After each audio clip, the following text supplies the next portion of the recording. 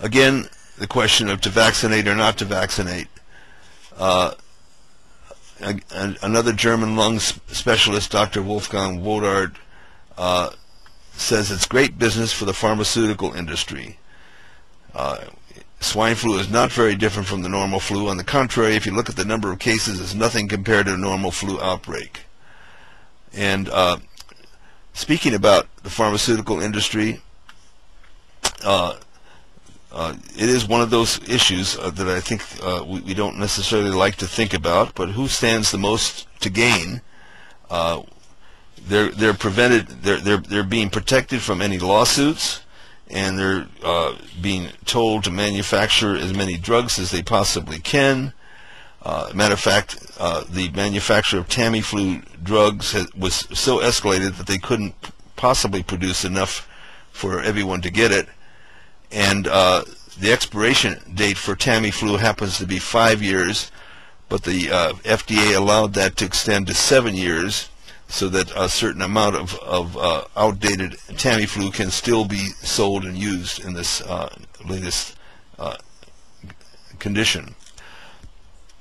The flu itself, the virus itself, seems to come from 3 different sources, which is problematical in terms of virologists who look at this.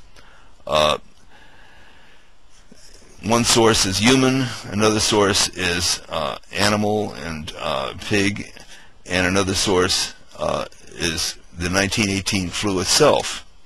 This in itself may not be so surprising, except that that virologists who claim to be able to determine where these virus particles are coming from say that they come from distant parts of the world. They're not all from the one place in Mexico. And I recall, for instance, that when this virus first hit, the Mexican government objected and said, rather than calling it the Mexican flu, we've concluded that this flu actually originated in Asia, in the eastern countries, and in fact, part of that virus strain did originate in Asia, Europe, as well as from the 1918 strain. We know, and it's very clearly documented, that the Center for Disease Control is in the business of replicating flu viruses. You can go to their website and they'll describe actually replicating the 1918 flu. They do this purportedly to be able to understand it better and understand how to treat it. So there's a history of being able to do these kinds of things. Those of us who have lived in the mountains and lived close to areas where there were great forest fires know of the number of fires that actually start because of controlled burns that are being done. The recent fire in Santa Cruz supposedly was started that way, and a number of fires up in the mountains of Northern California were started that way. So when you're dealing with small viruses, it's not unusual to imagine that something like that could escape. I'm not questioning vaccinations generally. I believe that vaccinations have had a positive benefit for millions of people.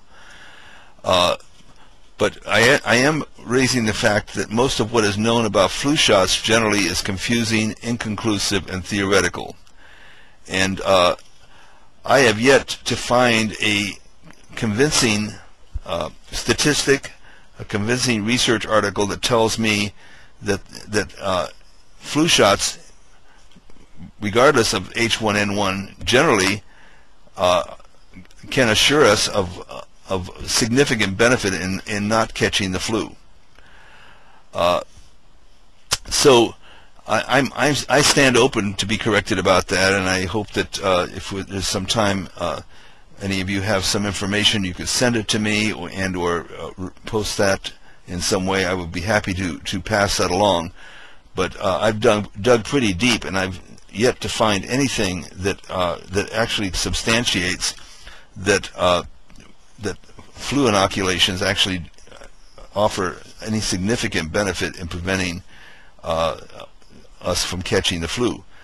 And as a result of that, you will hear, when you dig a little bit deeper, from the companies themselves that vaccinations and anti-flu drugs, their purpose, their major benefit is to limit the duration and the severity. Limiting duration and severity. You'll hear me say this many, many times. And the duration that's limited, I've heard anything from 2 days shorter time duration of the flu to a half a day shorter.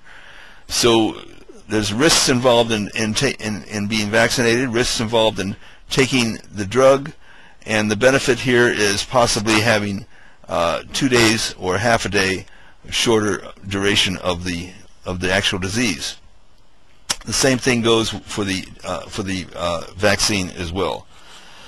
And one further point is that it seems that the vaccinations only work taken a certain amount of time by working. Again, there's a big question mark there, but work only if they're taken approximately 10 days before you actually encounter the virus. The flu drugs, the antiviral drugs, only work within if they're administered within 2 days.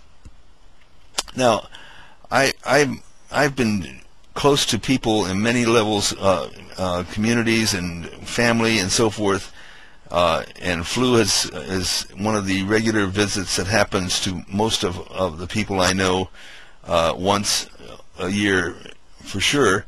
And what I've seen is that hardly any of us ever know within 2 days that we had the flu. I mean, sometimes we're sensitive enough to pick that up, but most of the time we don't. So as soon as you find out you have the flu and you decide to go to the doctor and he recommends an antiviral drug, it may be already too late for it to have any benefit.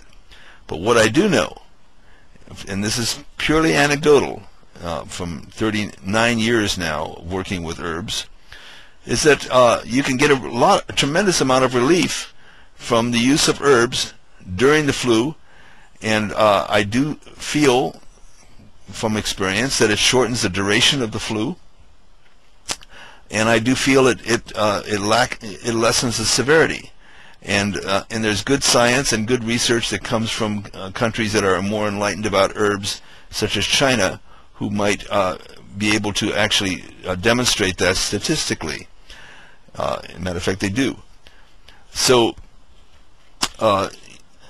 it is a question of whether to rely on herbs to achieve the same benefit that you're going to get from vaccines or pharmaceutical drugs.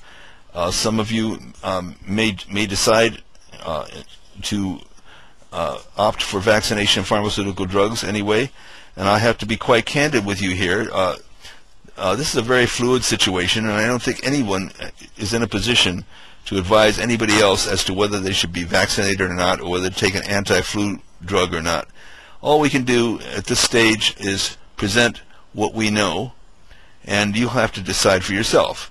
I've decided for myself as of this moment, but don't ask me 2 weeks or a month from now if I still feel the same way, if I still would not want to be vaccinated, if I still would not want to have the anti-flu drug. We need to be always alert for possible changes, and both in the circumstances and how we feel about it. The important thing is that you feel comfortable about the choice that you make, and it's totally your responsibility to make that choice.